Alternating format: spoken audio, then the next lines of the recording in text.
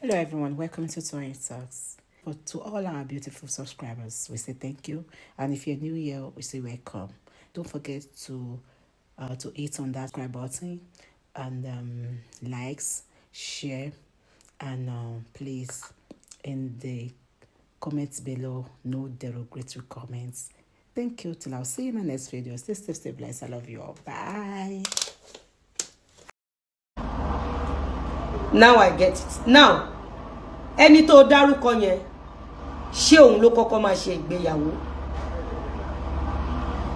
Wọ́n ní bí ìwọ bá ṣe rere, ara kì yóò wá yá ọ bí. Tí ẹ bá sí nínú ẹgbẹ́ tó ń ba ti ènìyàn jẹ́. Tí ẹ bá wà nínú ẹgbẹ́ tó ní àṣírí kan. Tẹ́ fi rò wípé kàn máa bá yín báyé ṣe party. Tẹ́ wá gbọ́ pé Lizzy Anjorin pé kàn máa lọ bàyàn kan. Ẹ fún mi ní ẹ̀dá kan tẹ́ ẹ mọ̀ nílé ayé tẹ́ ẹ ti dáyé. Ti lágbájá jẹ́ nítorí wípé tẹ̀mẹ̀dó fẹ́ ṣe party. Mọ́mì dádì tó ń wò mí. Ta ni ẹni náà tí ọmọ tẹ́ ẹ bí òṣè tí kò rò àmọ́ tó ń ba yí tó ń sáré ìjákulẹ̀ nínú ìgbésí ayé. Ọmọ tó ń sọ̀rọ̀ yìí sìn tí n bá wá fún tí mo gbé èpè jáde tí mo gbé woroworo jáde tèmi náà máa wá kọ́ọ̀tì o tí mo sọ pé àdàbí tó bá jẹ́ pé èmi kọ́kọ́ wá fún ẹ ó níyà o ó níyà o ó lọ́mọ o ìwọ ọmọ tó sọ̀rọ̀ yìí ṣe bí ọmọ tó kígbe olè mọ́ mi lórí ní last year tó ń ṣiṣẹ́ fún àdótòṣì amẹ̀bọ̀ gíslọ́và ṣe bí nǹkan tó ń fẹ́ ni pé kọ́ta mi kú sí àárín ọjà DPO Adéníjì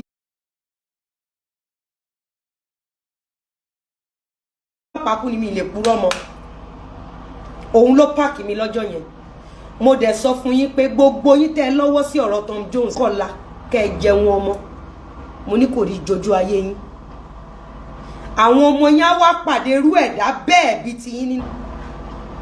Now statement tó sọ yìí I will not take this statement lightly because no man before in history nílùú Nàìjíríà pé ẹ jọ̀ọ́ ẹ máa bá wa bá tiẹ̀ jẹ́ lọ nítorí pé ẹ fẹ́ ṣe wedding ṣe bí nǹkan ayọ̀ ní wedding ṣe bí nǹkan oríire ni tí ẹ bá ní kọ́lọ́fín tẹ́ ẹ tọ́jú tí ò bá sí ohun tẹ́ fẹ́ fi nǹkan tẹ́ fẹ́ ṣe bò tí ò bá sí àwọn àṣírí kan tẹ́ fẹ́ fi nǹkan tẹ́ fẹ́ ṣe bò kí ló dé tẹ́ ṣe sọ pé kí wọ́n lọ máa bà tèèyàn kan jẹ́ nítorí pé ẹ fẹ́ ṣe nǹkan kan. Are you telling us that gbogbo attacks tó ń fún Lizzy it was a planned work from one person to another from Aunty Tope Alabi àbí to Tope Olajide before Aunty Tope Alabi it was one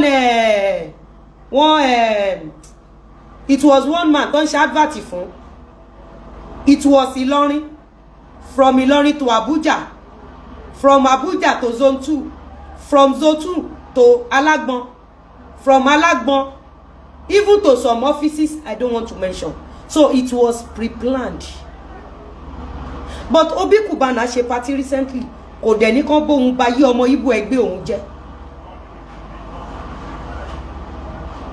Obi Kubana ó ṣe party ó ṣe 50th birthday èmi ò rí bí gbogbo àwọn Ìgbò ńláńlá àtolówó àtọlọ́rọ̀ ló ti mọ̀ kí ló dé tó jẹ́ wípé sáìdì tí yín nìkan ṣoṣo lẹ máa ń bá yé èèyàn jẹ́ so kò kí n ṣe pé mo wọ fake clothes so polo tí Tope Olajide sọ pé mo wọ̀ yẹn it was pre-planned no wonder mo rí Tope Olajide ìyẹn taxi driver oníjìbìtì mo rí tó lọ post from amẹ̀bọ̀ gíslọ́và mo dẹ̀ sọ fún yín wípé kò kí n ṣàjèjì ló wà lábẹ́ amẹ̀bọ̀ gíslọ́và I keep telling Nigerians this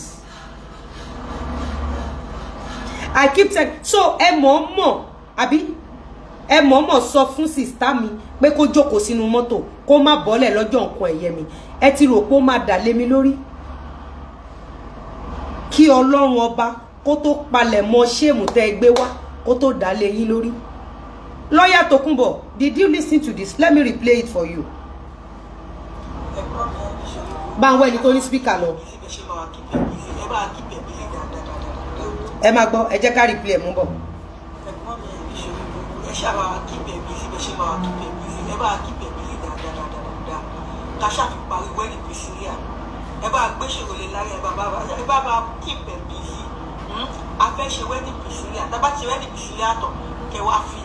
Because ele te gbele lọ́wọ́ ìyẹjọ́ yìí náà tó by the time ma drag wa yín síwájú drag ara yín sẹ́yìn drag ara yín síwájú sẹ́gbẹ̀ ọ̀tún òsì ìfowó tí máa kúnnú ayé by that time ari àti balẹ̀ àti máa parí wedding ẹjọ́ ẹ ṣàbà kífẹ̀ bí sí ká fi parí wedding nísìnyí kódà kò ní nísìnyí kò ní lójú láyé ọ̀rọ̀ Priscilla kò ní setting in glass ọ̀rọ̀ Priscilla àti godmother ṣọyẹ yín ẹ bá kífẹ̀ bí sí ṣẹ̀gbọ́n ká fi parí wedding wọn tó wà nílẹ̀. Fọ́mátì yẹn náà lẹ fi gbé ìṣòro sínú ayé Mohbad tọ́n máa fi gbé lọ sọ́dọ̀ NDLA lẹ́ni lọ́la wọ́n á lọ́nà lọ ṣé concept yẹn náà lẹ fi pa Mohbad. I'm just being curious. Ó fẹ́ pa ok kí ni ẹ ti tọ́ jẹ́ ìtọ́ náà kí ni ooo fan nǹkan mo dẹ̀ fẹ́ gbé wà o but ẹ má wọ̀rẹ̀ á sustain o. Mi mọ ó máa wà ńbẹ̀ bóyá no drawer.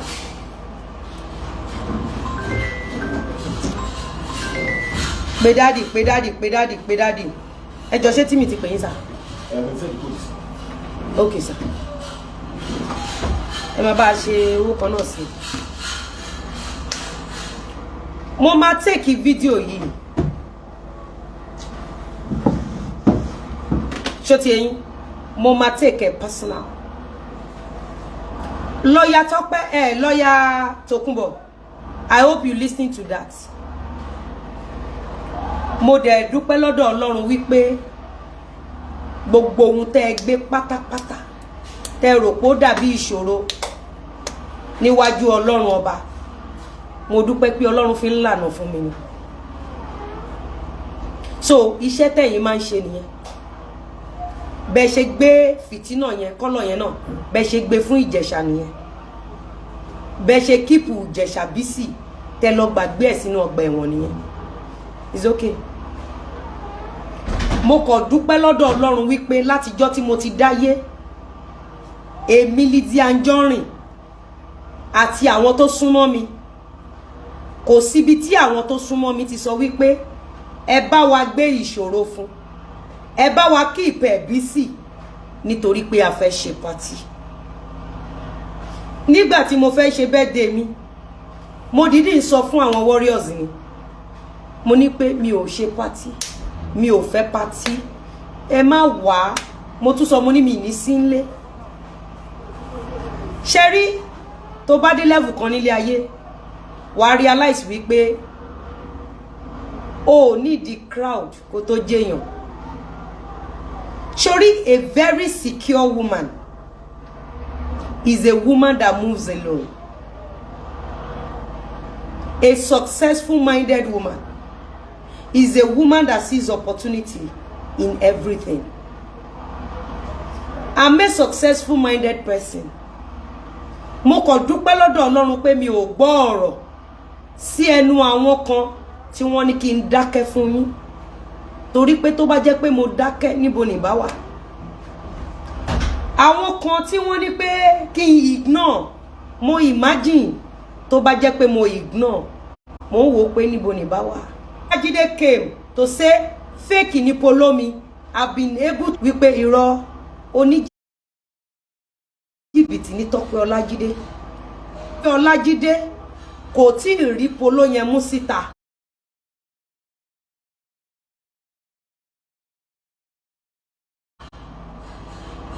Mo ṣe show kan fún ibi tẹ́ bá ba Nàìjíríà jẹ́.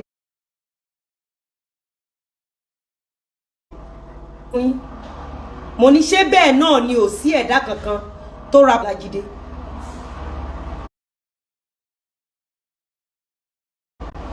As if pé mo mọ̀ tó nípa business mi is to destroy my business. Nígbà tí mo ń gbé. Mo wo bí Tọ́pẹ́ because ó ti pẹ́ tí Tọ́pẹ́ ti máa ń call out àwọn celebrities. Tọ́pẹ́ ò wá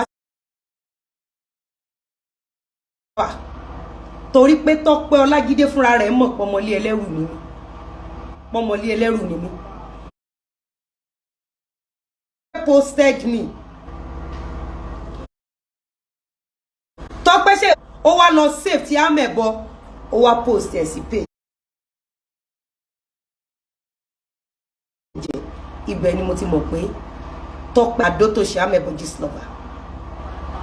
Then one of Tọ́pẹ́'s victim contacted me. The person said posted him that he wore fake shirts. Tọ́pẹ́ Ọlájídé said he should bring money so that he can remove. Fún mi wípé lẹ́yìn táwọn sanwó fún ó tún wá report.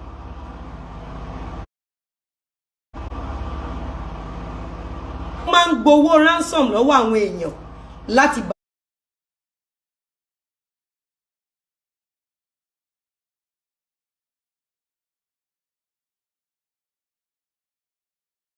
rí pé ìgbà tí wọ́n sọ pé ó yọ ó lọ hide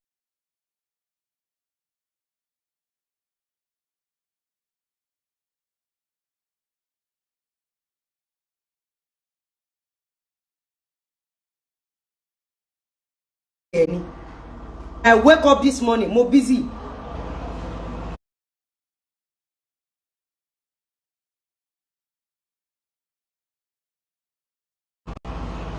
Mo ń béèrè pé kí ni ìyàtọ̀. Video ẹlẹ́yọ kọ̀ọ̀kan má gbọ́.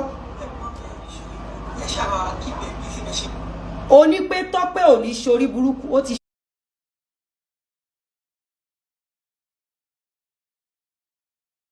ó ní kó keep mi busy.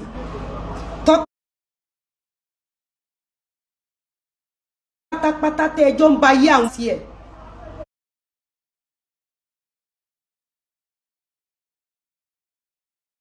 Tó ní mo jí gold mi àti yín níwòyí last year yẹn.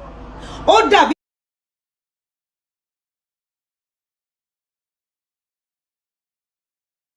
wípé Ọlọ́run ti ẹ̀ forsake ọ̀tá wa níwòyí last year ìrántí fún gbogbo ẹni bí máa rántí àtúbọ̀tán. Tí kò yí sọ fún gbogbo ọmọ Nàìjíríà that if anything happens to Lizzy Anjorin, pick all of them, home and abroad.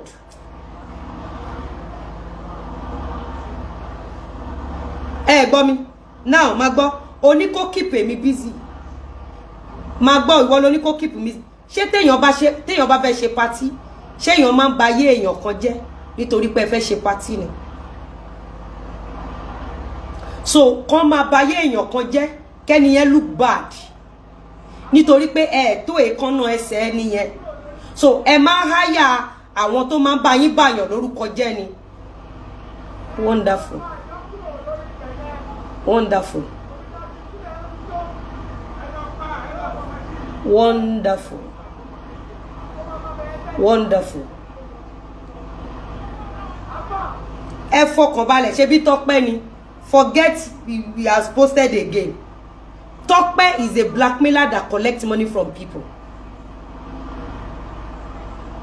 Tọ́pẹ́ ẹ rí pé ó ya lára láti post amebo gist lover. Kí ló lè mú Tọ́pẹ́ post amebo gist lover? Ta ló ti ronú bẹ́ẹ̀ yẹn? Ta ló ti béèrè question yẹn? Tọ́pẹ́ ó sọ pé Lizzy Anjorin was fake. Àbí? You wear the original and show us how original looks like. Tọ́pẹ́, why are you posting two long sleeve shirts? One with barcode, another one fake without barcode. And you said you own the two shirts. Plus that two shirts, I can even analyze it to you, Tọ́pẹ́. I can analyze it that those two shirts are stores shirts, not your shirt. You supposed to rock original. Abi, rock that type gang. Wear the original and give us pictures how you've been wearing the original before date. Tọ́pẹ́, Sori Lizzy Anjorin no máa ń pè ní last bus stop. Ó lè má bà tèèyàn jẹ́, ó lè má ṣèkà. Ọjọ́ tó bá ti dọ́dọ̀ mi, last bus stop ẹ nìyẹn. Ọjọ́ ẹni kárí àti ẹ náà ló wò kún pupa. Ṣé o mọ̀ pé kò kìí ṣe iṣẹ́ rẹ ló wà lọ́wọ́ ẹ̀? Iṣẹ́ aburú ni òun ṣe. Òun bà yé àwọn èèyàn jẹ́, òun bà àwọn èèyàn lórúkọ jẹ́, all because you want to collect money from them. One of your victims said, o gbowó lọ́wọ́ òun, o hide the picture yẹn, o wá repost ẹ̀, o tún wá tún owó béèrè. Tọ́pẹ́, no wonder it is very easy for you láti sáré repost from Amebo Gistlover. Ẹ̀yin èèyàn, what do you know Amebo Gistlover for on this cyberspace? What do you know Amebo Gistlover for? Sori gbogbo àwọn commentator yìí tẹ̀ ń gbé jáde ẹ kó mọ̀ mí, màá sọ òtítọ́. Èmi ń béèrè lọ́wọ́ yín sìn pé question tèmi ń béèrè lélẹ̀. Ọmọ ẹjọ́.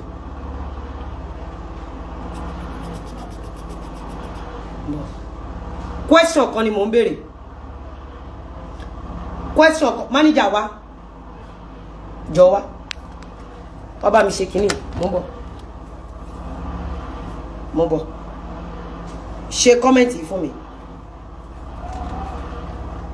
Oyoya, no má gbà. Off comment yẹn ká fi parí show wa. Ilẹ̀kùn ti mú wọn lọ́wọ́. Ọmọ yìí ti kó bá wọn. O gbọ́ nǹkan tó ń jáde lẹ́nu ẹ̀ ni. Ibo lẹ ti off. Orí.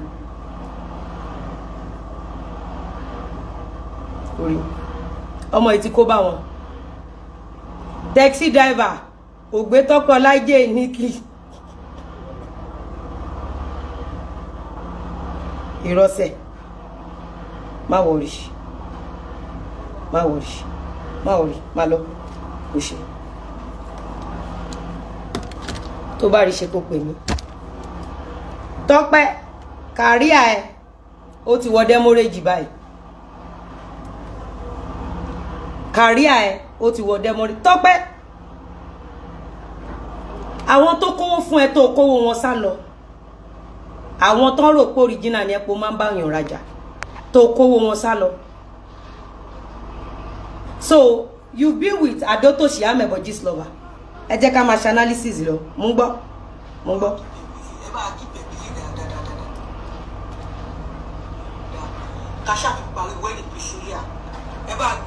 So lying against me, keeping me busy, blackmailing me nítorí pé fẹ́ ṣe party.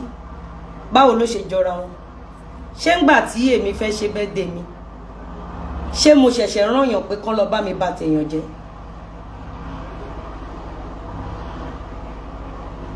Ṣé mo ṣẹ̀ṣẹ̀ ní kán lọ bá mi bà tèèyàn jẹ́?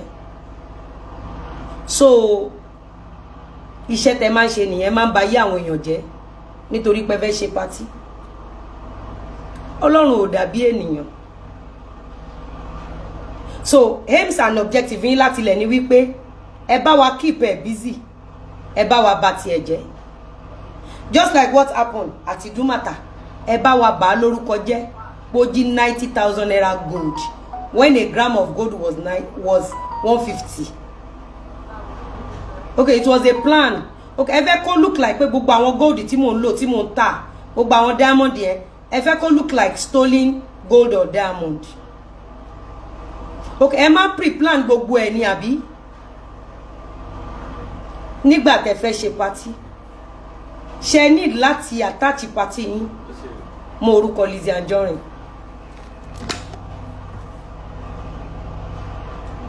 Mbọ̀. Yeah. Okay.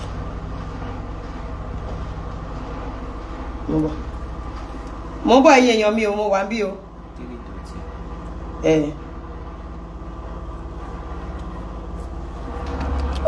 èèyàn mi mo wà níbí o. Wow, sorry. Yeah. Osh.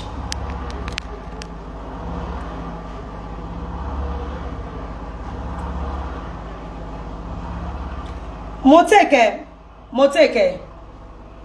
so ẹ máa ń bayé èèyàn jẹ́ ni tẹ́ bá fẹ́ ṣe party tẹ́ bá wá bayé èèyàn kan jẹ́ nítorí pé fẹ́ ṣe party kí ló dé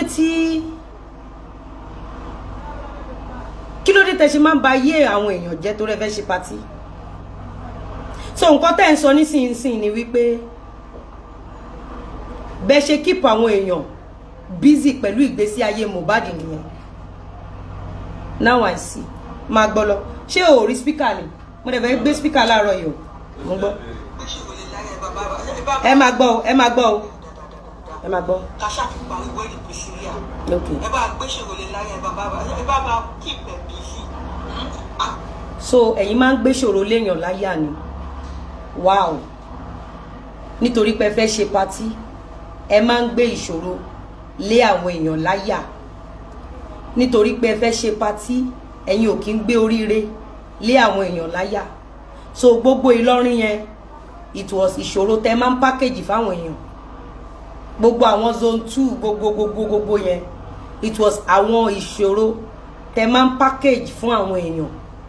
Ẹ̀yin ò kí ń package ilé fáwọn èèyàn. Ẹ kì í package mọ́tò fáwọn èèyàn. Ẹ kì í package káwọn èèyàn rí ilé ọkọ gbé. Ẹ kì í package kí ẹ̀mí àwọn ọmọ ológo gùn. Ẹ̀yin ò kí ń rí àwọn nǹkan yẹn. Ẹ kì í rí gbé, ẹ kì í gbé sáyàn èèyàn láyà. It's okay. No problem. No problem. Ya gbádùn ẹ sí. Wàhálà èmi ò mọ̀ pé wọ́n máa ń plan ẹ̀ ni. But mo ti sorry. Ṣàrí pé kò sí nǹkan tí mo sọ fún yín pé kíní yóò ẹni tó mọ̀ rí. Ṣé Tọ́pẹ́ Ọlájídé Froster ṣé mo mọ̀ rí? Ọjọ́ tó ti ń ba ayé àwọn èèyàn jẹ́, tó ti ń parọ́. Some of the things tí Tọ́pẹ́ Ọlájídé tó sọ pé fake ni. Some of them are original, I swear. But torí pé kò wá fún mi, why tí ṣe máa jáṣẹ́. Èmi dẹ̀ mọ̀ pé the only reason tí Tọ́pẹ́ lè fi parọ́ pé tó lè fi parọ́ máwọn èèyàn, ọ̀nà báwo ni? Ṣé mo dúpẹ́. Bá ń fi síta. Má jẹ́ gbé síbí, ó máa tutù. Ẹ gbé síbí. No, ó máa tutù mọ́ kí ni. The only reason tó lè mú Tọ́pẹ́ purọ́ mọ́ àwọn èèyàn pé wọ́n wọ fake is to hold them into ransom and collect money from them. Ńgbà tí ó ṣe páyé ń ṣe ẹ́, ó ṣe máa rí àwọn èèyàn pàtàkì láwùjọ. Ṣé Obi Cubana bá yé àwọn èèyàn jẹ́ kó tó dépò tó kú àlẹ́ ni? Kí lorúkọ bọ̀bọ́ tó máa ń kó òkú kiri pátì? Mike, kí lorúkọ ẹ̀? Pretty Mike. Ṣó bá yé àwọn èèyàn jẹ́? Ó create fund títí ẹ̀, ó create bó ṣe máa ní fame títí ẹ̀. Ó dẹ̀ ń ṣayé ẹ̀. The only thing tó lè mú ẹ máa parọ́ mọ́ àwọn èèyàn pé wọ́n wọ fake. Òun náà ni wípé òun gba ransom. Àbí? So, ẹ máa mọ̀ọ́mọ̀ ṣe ẹni tẹ́ bá fẹ́ gbé bóyá ẹ ṣe movie, ẹ fẹ́ gbé movie síta. Irú nǹkan tẹ́ ṣe ní 2019 yẹn. So, it was a setup. Ẹ máa ń gbé ìṣòro lé àwọn èèyàn láyà láti lè ra pity fún yín. Ẹ sọ pé kábíyèsí Olódùmarè. I will not take this lightly with you. I will take it personal. And we will get to the root. Oh, trust me. Tí n bá ní pé I will get to the root. Ó yẹ kó mọ̀ mí. Tí n bá sọ fún ẹ pé I will get to the root. Ó yẹ kó mọ̀ mí. So, ẹ̀yin lẹ má. So, irú bí Mohbad ṣe kú yẹn náà. Ẹ̀yin lẹ gbé ṣòro lé láyà. Nítorí pé òun àti ẹ̀gbọ́n ẹ̀ tímọ́tímọ́ Sam Larry wọ́n ti jọ ní issue rí. Ẹ wá lọ tọ́jú fídíò òun àti Sam Larry. Ẹ wá gbé ṣòro lé láyà. Okay. So, ẹ mọ̀ọ́mọ̀ sọ pé Naira Marley náà ló pa. Ẹ mọ̀ọ́mọ̀ gbé ìṣòro pé òun ló pa lé Naira Marley láyà láti má bàa béèrè ẹni tó gbé Mohbad travel. So concept ni. Tóbi Ọlọ́run. Moyo, you see that without me fighting.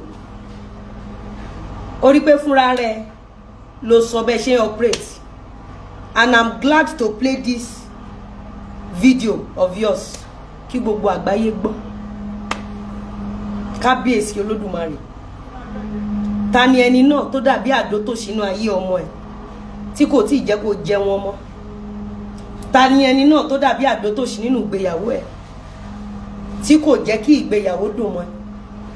Ta ni ẹni náà tó dàbí àdó tó sí nínú iṣẹ́ ẹ̀ tó wá ń ṣiṣẹ́ bí erin tó jíjẹ ìlérí? Ta ni àdó tó sí? Amebo Gist lover. tó ń kà kún àbí tó ń bẹ̀rù tó kọ̀ láti face. Now Tọ́pẹ́ fraudster, Tọ́pẹ́ Ọlájídé fraudster, ẹ máa bá mi type ẹ̀.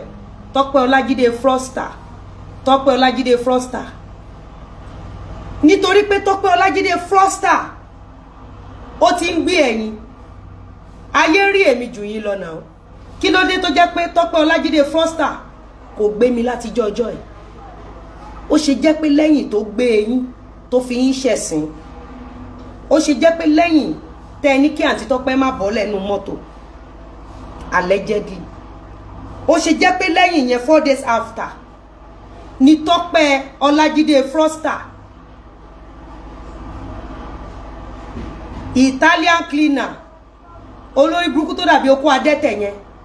Ó ṣe jẹ́ pé ìgbà yẹn ló wá lọ post video February 9 ní April 8. So it was all pre-planned nítorí pé ẹ̀yin fẹ́ ṣe party. Now I understand. Now I understand. Sherry Ọlájídé Tọ́pẹ́ Ọlájídé fraudster. Kàrí àti ẹ̀gbọ́n ìgbésí ayé orúkọ ẹ̀ fèsì ẹ̀ yí méjì ẹ̀ ó ti lọ sópin ìgbàgbé báyìí. Mo kàn mọ̀ analysis lèmi máa ṣe. Tọ́pẹ́ tọ́n bá ní pé o fẹ́ gbé èèyàn, o fẹ́ post èèyàn, ó yẹ kó ti post mi long time ago. Why tó ṣe post mi ní February 9? Ṣé bí gbogbo àwọn tó post ọjọ́ tọ́n bá gbé fake brand